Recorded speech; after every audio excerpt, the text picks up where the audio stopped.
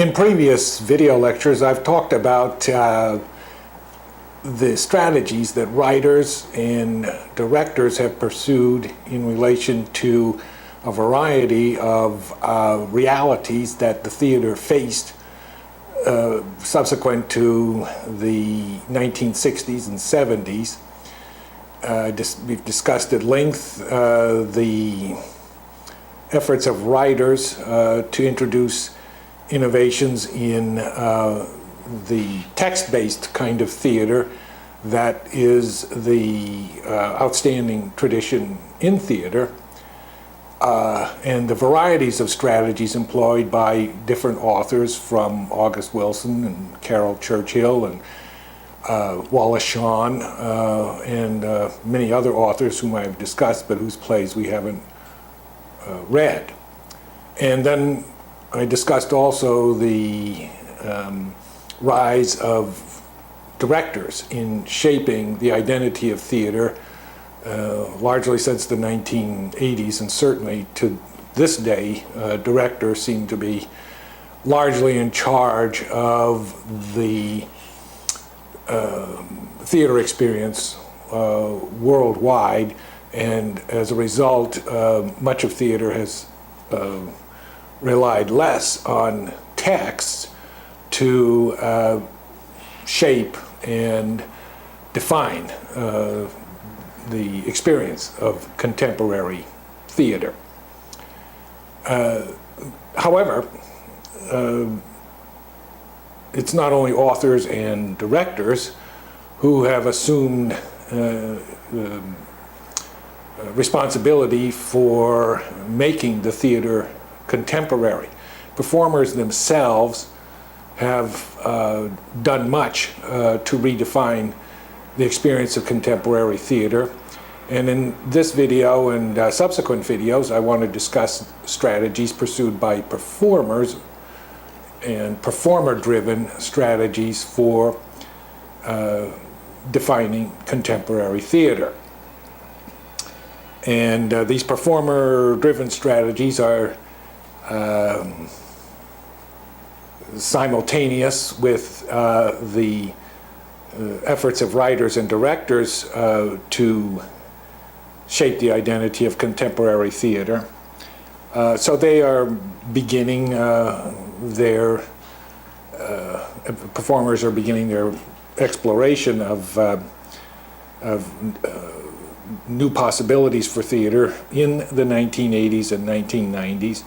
And now, in the 21st century, they have assumed a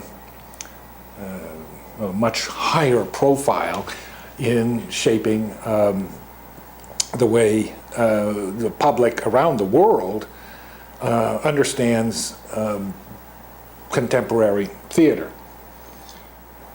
As theater became less focused on linear narratives and text-based narratives, and we could say that for the most part text-based narratives are linear narratives insofar as the story has a beginning, a middle, and an end, and what happens in the middle is dependent upon what happens at the beginning, and it's shaped around an imaginary situation, even to the extent that the story is based on history or real events.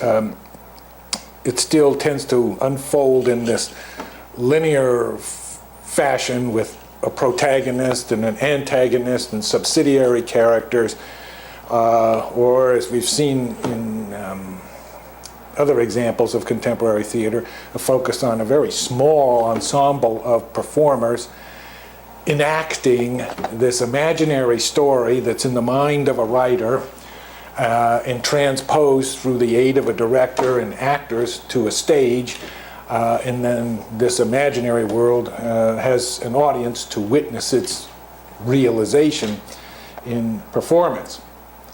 But much of contemporary theater does not pursue this interest in linear narrative and seeks to intersect, you could say, different narratives or different or build a different kind of narrative structure that doesn't depend on one thing happening first, and then a second thing, and then a third thing in this so-called arc of action that defines a conventional idea of a story that can be performed.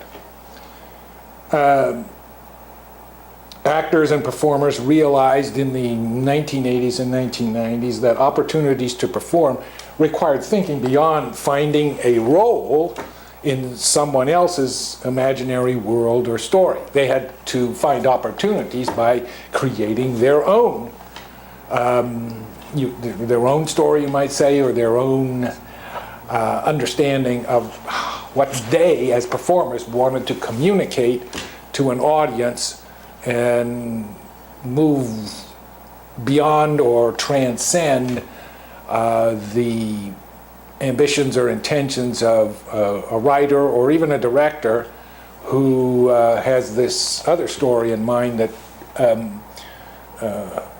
expects an actor to fit into. Many performers realized that if they were to have opportunities to perform and pursue careers, they had to assume responsibility, a larger responsibility for what gets performed than simply showing up for auditions or imagining themselves playing some other person's idea of who they could be in a role, like Shakespeare's, if they're dead authors, or living authors, like, say, David Mamet. So, as I say, performers had to become more responsible for the content of theatrical performance. Performers could not expect careers by simply assuming the identity of scripted characters. They had to assume more roles in relation to production. That is, if you're going to have a career in performance, and even though you have the aptitude, the talent, the desire to act, that's not enough. You have to take an interest in directing and producing and designing, shaping the content of the performance rather than finding a slot within the content that somebody else is providing. Respect, I want to discuss two forms of performer-driven theater culture that became very significant starting in the 1980s and remain fundamental to performer-driven theater to this day. One form is solo performance, and this video will concentrate on solo performance. The other type of performer-driven strategy is group performance, and that my discussion of that will occur in a subsequent video. Acting in the United States and perhaps worldwide has perhaps never achieved such a high level of accomplishment as it has now. Excellent acting is pervasive. The education of actors has been extremely good over the last few decades. And the access to performance by audiences worldwide has never been greater.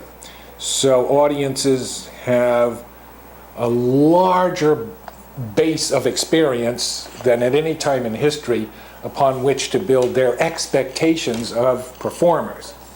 So the competition for opportunities to act in other people's stories and in plays that are old or even contemporary remains intensely competitive, and as a result,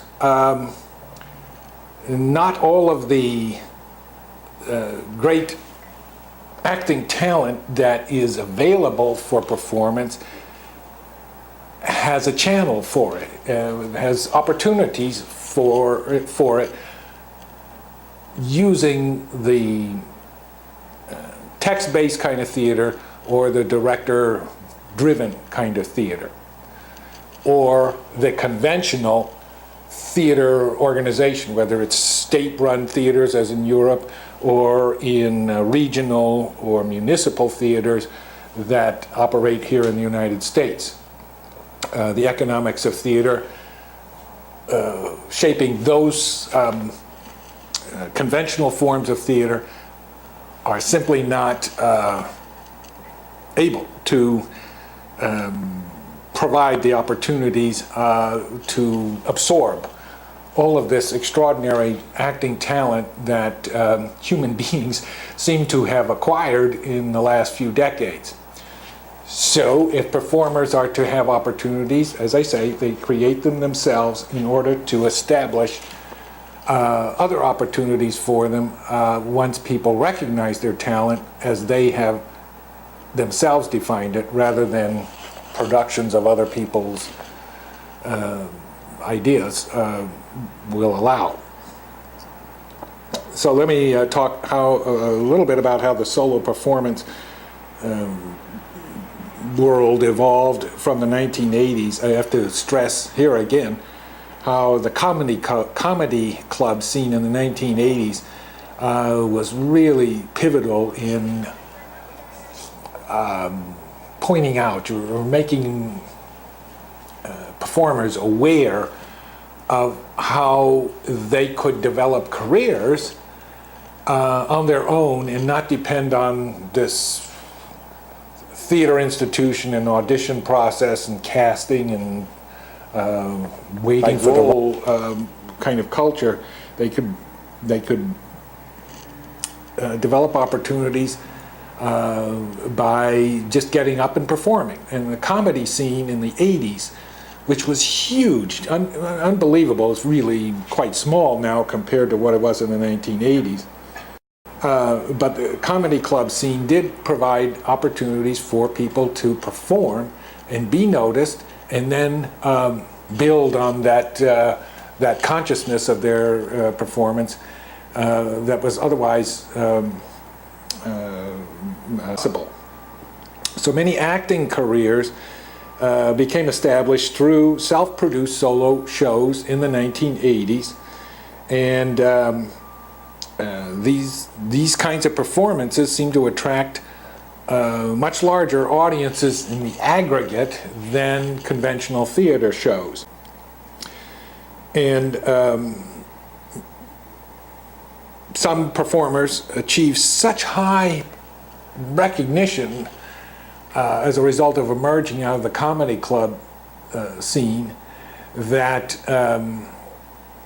those who were not deeply interested in comedy per se saw that nevertheless they could develop solo performances in a way that dramatized their talents and thus open up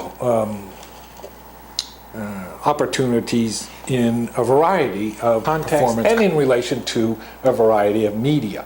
The comedy club scene showed how solo performance could allow performers to move from the comedy club scene to television, to movies, and to the theater. And that the distinctions between media became less powerful when it was a matter of a single person in charge of the entire performance. I'm exaggerating a bit because even the solo performers require people to help them, but the performance is based on what one person can deliver to an audience in their interest over a period of time. The comedy club environment nourished a different way of developing careers with these little shows that lasted often no more than 10 minutes and became bigger and bigger as audiences became more and more aware of the performer's talent. And so some mighty names emerged out of the comedy club scene that redefined how people became actors and performers. You think of Robin Williams or Tim Allen or Jim Carrey, even the contemporary performers today, Tina Fey, Amy Poehler, Jeanne Garofalo. There's so many people who comedy club scene into different performance media as a result of that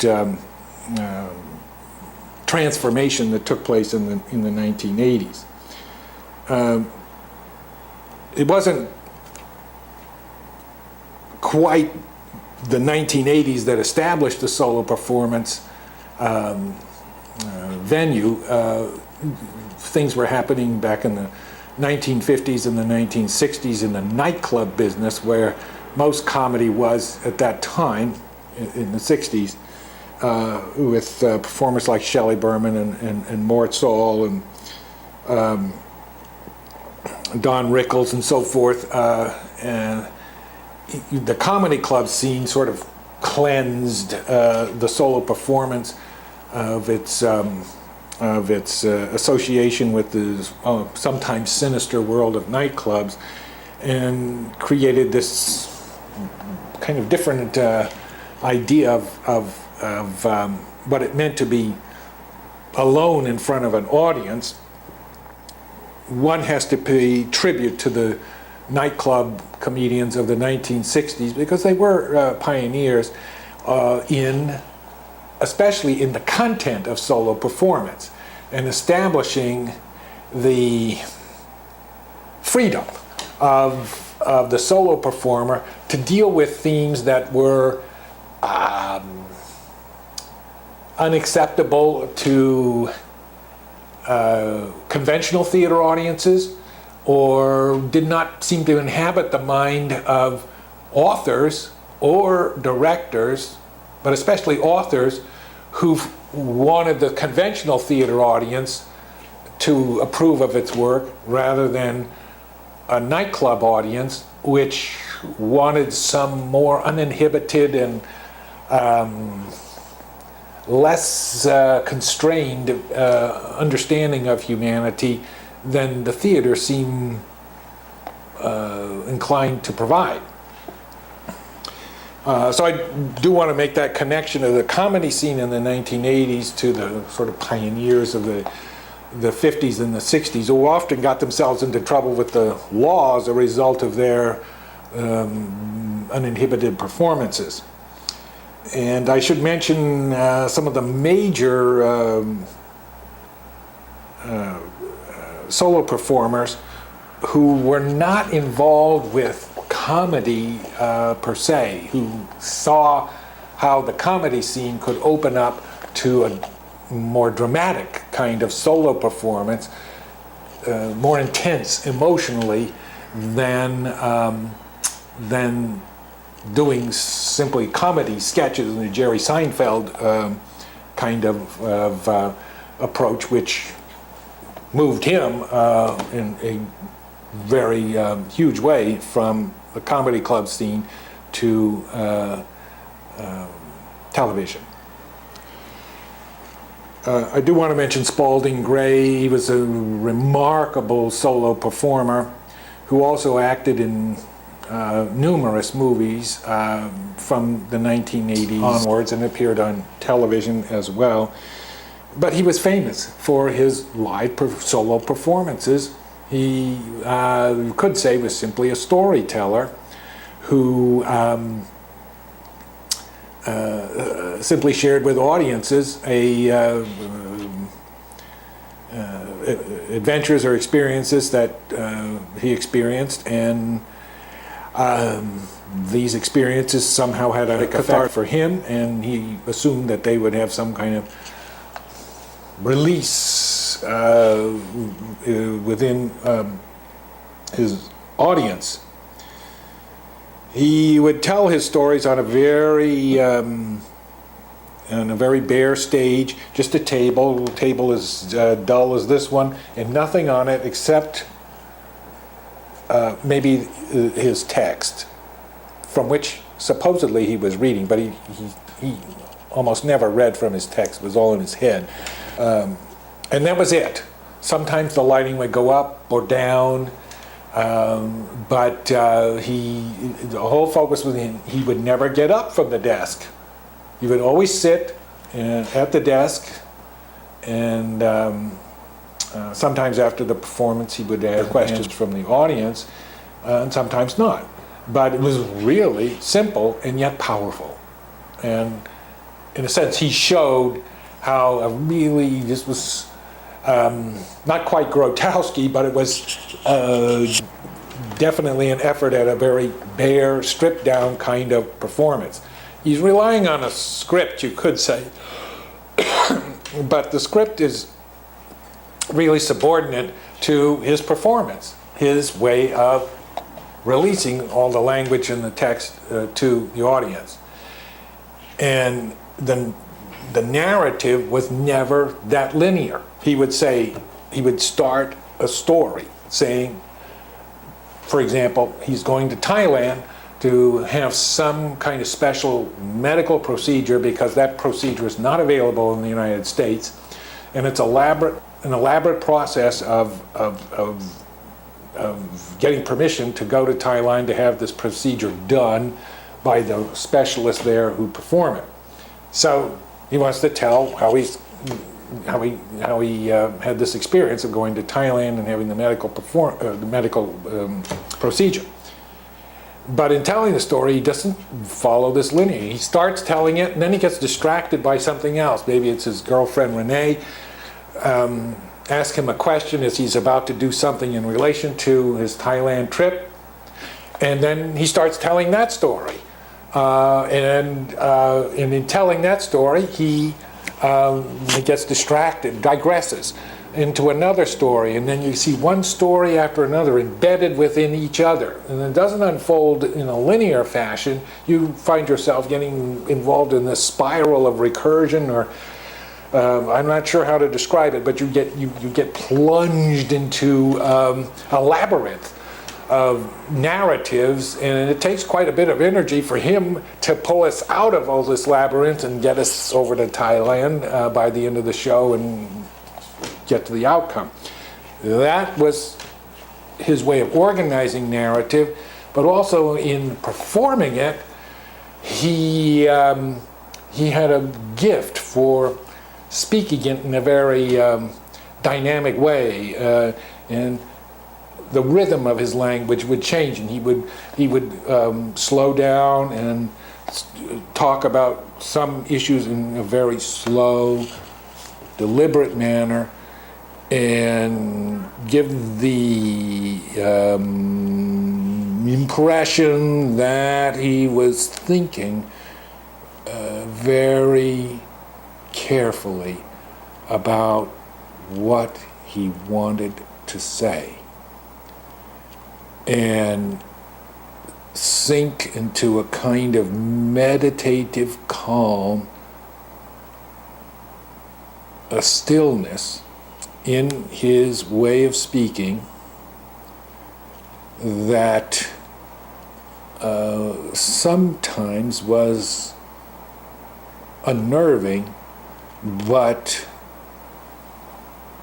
creating a sense of expectation. And then he would pick up the rhythm of his speech, and things would seem to start stirring in his voice, and then the language comes out very rapidly and rushes along and builds into a kind of almost explosive unleashing of a torrent of language, an avalanche of words. It falls out of his mouth and falls all over the audience and surrounds them with words, and you get caught up in an almost apocalyptic release of language that just cannot stop its surge, its swelling, and then he pauses, as if we are too exhausted to hear more or to take in any more language. So that was Spalding Gray, a very complex and very interesting personality. He had a very tragic life.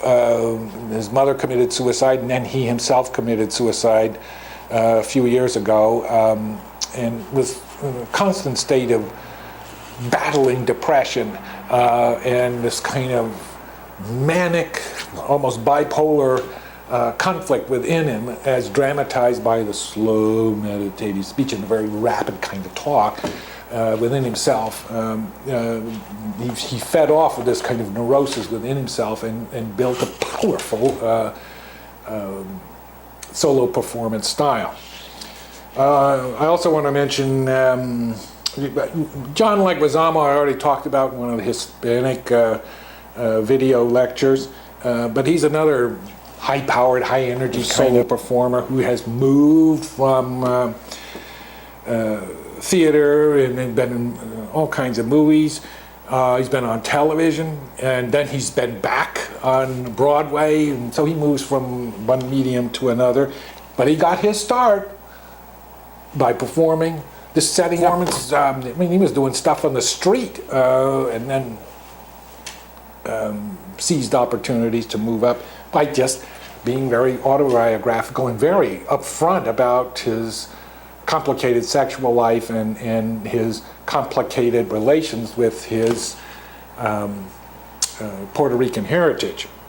Eric Bogosian, another New York solo performance figure from the 1980s, was distinct from Spalding Gray insofar as Bogosian created these personas within himself. He was not autobiographical like Spalding Gray, telling all kinds of stories that were locked up inside of himself. Bogosian impersonated different types of people that he encountered in his quest to establish himself as a performer artist. So he would take on these roles of, say, rock star or some kind of like Texas teacher or a